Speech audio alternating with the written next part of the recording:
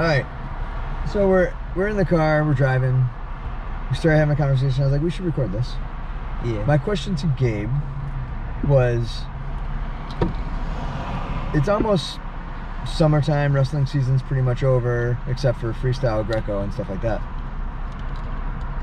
And he just did a jiu-jitsu tournament, first jiu-jitsu tournament of the year. Did pretty well. It might get windy here. The question was, if you could do, no, let's back up. What are your goals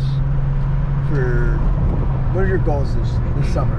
This summer is probably to get, this summer, my goals would probably be like, get stronger, place at IBJJF, and probably just like get better at wrestling, like on my feet.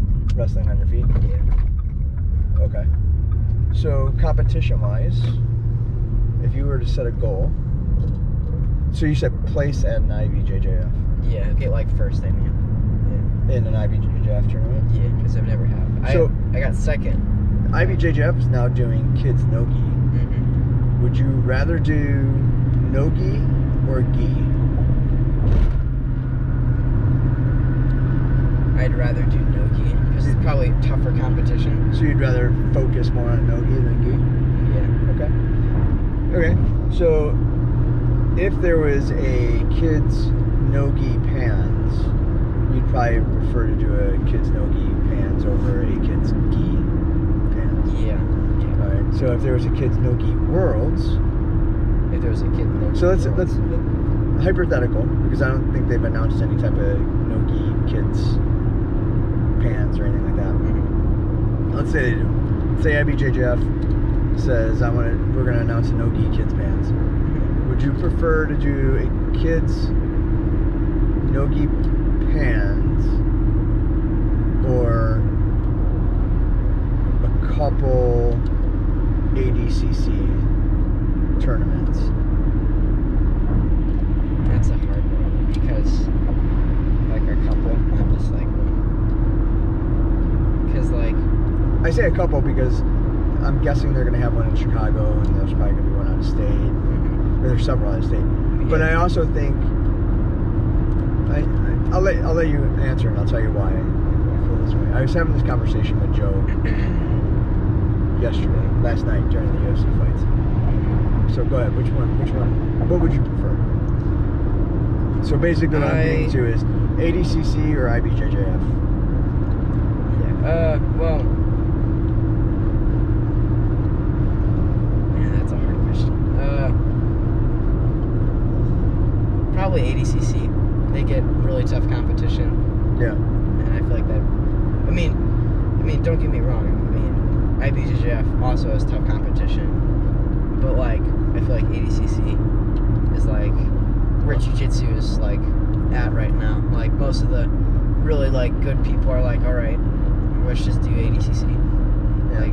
Like if you asked anybody, like more experienced, like, you know, those like top people, like the best, like, well, yeah, the best. The best.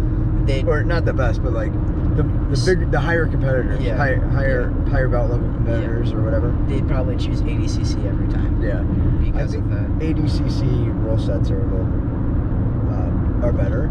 I like the style of it. But here's what I really like about ADCC, and I wish IBJJF would take note and follow suit. I think they used to, and they got away from it. I don't know, but there's a few things that I wish would change in the world of jiu-jitsu.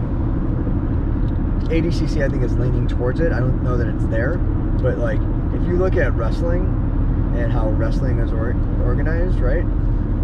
Like you have to go to regionals, qualify for regionals, get the sectionals, qualify for sectionals, get the state, and then qualify, right? Yeah. Jiu-jitsu's lacking that. The closest thing to it right now is ADCC. Yeah. ADCC has their trials, and if you win your trials, then you get to go into the actual ADCC. Yeah.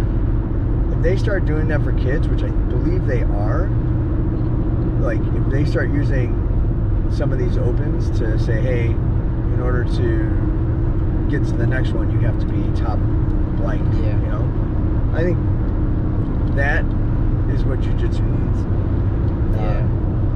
You know, because anybody can go to like IBJJF Worlds and sign up. You know, anybody. It doesn't matter. You can be completely new. Yeah. Completely. Another thing I'd like to see, and this is going to be me getting on a, you know, probably pushing the needle a little bit, but it needs to happen. It absolutely needs to happen. From me as a coach and as a father and as somebody who pays for these jiu-jitsu tournaments, it is ridiculous the amount of money that we spend on tournaments for jiu-jitsu compared to what we spend on wrestling. And then you get the better quality is within wrestling. Like a jiu-jitsu tournament, no joke, is like $100 for a division. A wrestling tournament, $30-$40. Okay? And all the referees in wrestling are tested and licensed every year that they have to renew and keep up with. So they know, you know, they know how the scoring system works. They know what a penalty is. They know what they're doing. They know what they're doing, without a doubt. They have a license. Yeah. Coaching is the same way.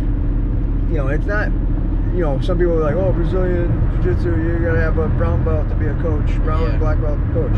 Well, you could have anybody be coaching you. I mean, you go to some of these tournaments and they're like, you have to be a brown belt to get your coaching band, right? But some of them not, right? I mean, anybody can be a coach and sit in that chair. IBJJF, granted, they have your certified black belts that get your certified black belt row, but who cares?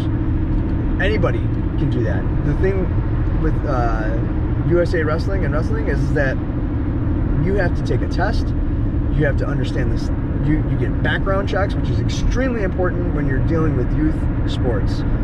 And not only do you have background check, but you also have to take a course in how to coach kids and be able to identify the bad people in the area. And there's bad people everywhere in every sport. I get it, but this helps narrow it down. And if you see something, you say something, and then that person, depending on what it is, there's an investigation. And if that person, he or she or whatever, gets found guilty, is banned for life from any.